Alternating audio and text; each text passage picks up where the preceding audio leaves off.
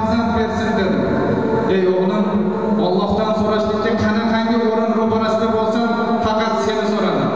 Atrofimdagi yaqinlarim, sen bu dunyoda bisyor boyliklar, to'kin sochini hayotga erishding, nega endi bunchalik parishon bo'lasan dedilar. Lekin meni dilim doim mahzun bo'ladi. Yo'q, ularni birortasi ko'rmasdi. Menga bitta farzand zurriyot kerak edi, xolos. Men aytardimki, meni bitta o'g'lim bo'lsa, meni uyimda o'ynab yursa, xursand bo'lsa, uni xursandligini ko'rib, men ham xursand bo'lsam, o'sha farzandim sensan.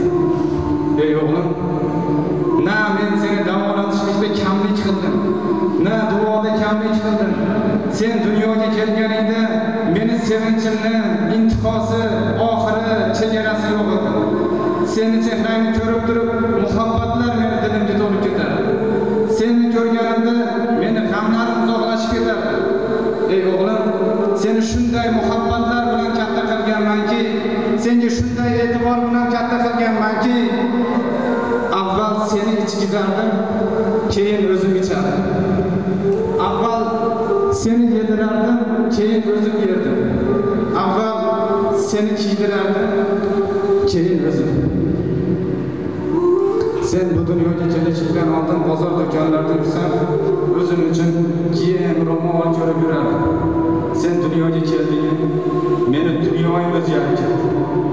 Endi bozorlarda sen uchun kiyim istab, sen uchun yuradigan bo'ldim.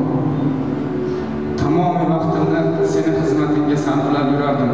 Hatto quchog'im uxlab qolgan kunlaring uyg'onib ketmasin deb qimirlamay necha tonglarda o'tkazib olgan. Necha tonglar o'tib ketdi. Endi seni xushlamagan, seni yoqtirmagan, seni sho'xliklaringni ko'tara olmagan o'zimni yaqinlarim menga begona bo'lib ketdi.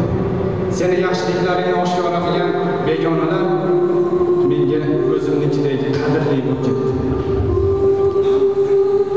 Agar sen biror yerdan tezroq kelib qolsang, dadang, aka-ukalaring uxlab qolardi-yu, lekin men uxlamasdim. Qachon qayerdan daraga kelib qolarkan deb yo'q ovoziga, yo'q telefon go'shaklariga qarardim.